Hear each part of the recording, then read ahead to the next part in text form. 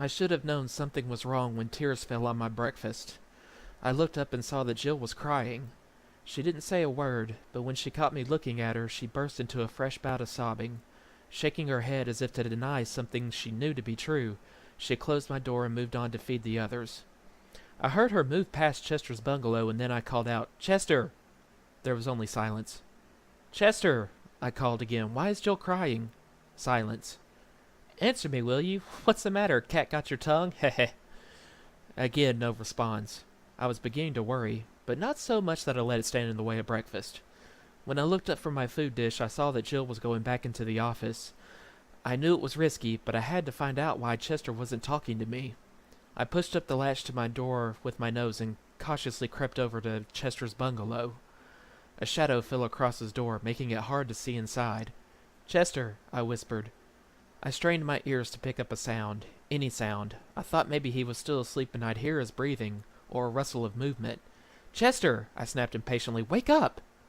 But then my eyes adjusted to the shadowy scene before me. I held my breath as I realized the truth. Chester was gone. Immediately my mind began searching for a logical explanation. He was out investigating, I told myself. He was... But what I saw next stunned me into the realization that not only was Chester gone, he might not be coming back.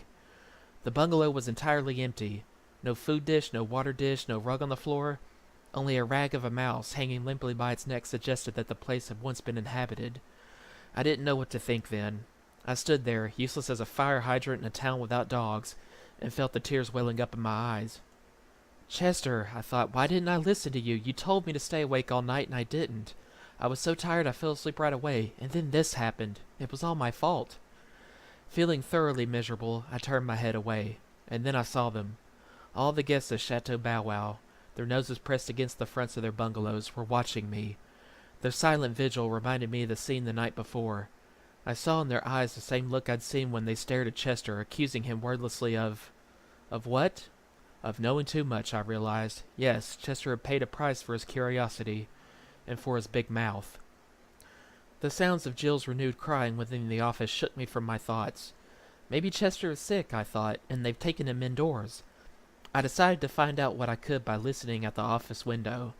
As I crossed the compound, I thought of our eavesdropping on Max and Georgette yesterday, and a smile came to my lips. It was funny, thinking of Chester's tail tickling my nose, of her falling in the mud puddle, and his saying to me. And then I felt a lump in my throat, and I thought no more about it. Placing my front paws on the windowsill and standing on my back legs, I was able to see inside the office. Harrison, his back to me, stood by the examining table. Jill sat in an old beat-up chair next to him. She kept dabbing her red eyes with a handkerchief.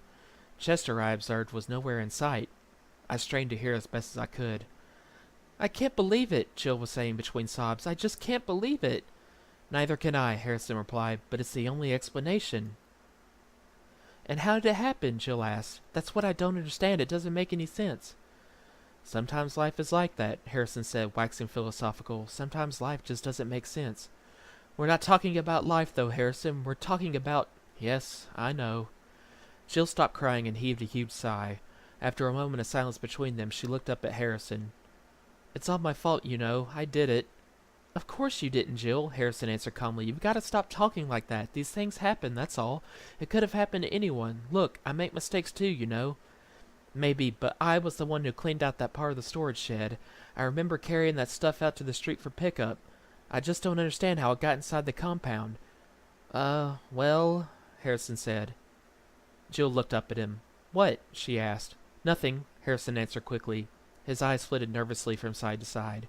"What were you going to say?" "Nothing, really. It's just, Harrison—" "Never mind. I don't want to upset you." "I'm upset already. Tell me what you were going to say."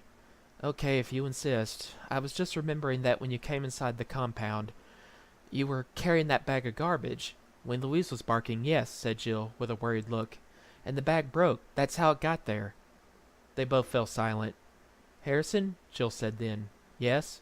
"May I take the rest of the day off?" Harrison paused uncertainly. Then he said, "Of course you can. Why not? Maybe the rest will do you good." "Yes," was all Jill said in response, and then she stood. She took off her smock and started toward the door of the front of the building. Turning back to look at Harrison, I could see her face clearly now and had to duck down so she wouldn't see me. She said, How could it have gotten into Chester's food? Just tell me that. This was the first I'd heard Chester's name, and I felt my stomach tighten.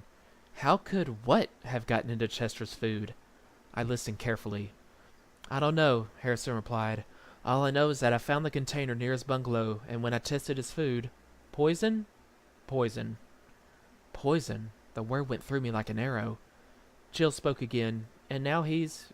Gone, yes, Harrison said. May I see him? Jill asked. Harrison stepped toward her. He put his arms out to take her by the shoulders. Why upset yourself any more? He asked. I'll take care of everything. And Dr. Greenbrier? I will call him. Don't worry. Just go home and rest. What happened then, I don't know. I dropped down from the windowsill, no longer caring about anything more I might hear or see. I'd heard quite enough. Slowly, I stumbled back to my bungalow. Everyone may have been watching me still, but I have no recollection of anything except the lump in my throat, growing larger with every step I took, and the thought that my best friend in the whole world was gone, poisoned, and all because he knew too much. Back inside my bungalow, I curled up as tight as I could and fell into a deep sleep.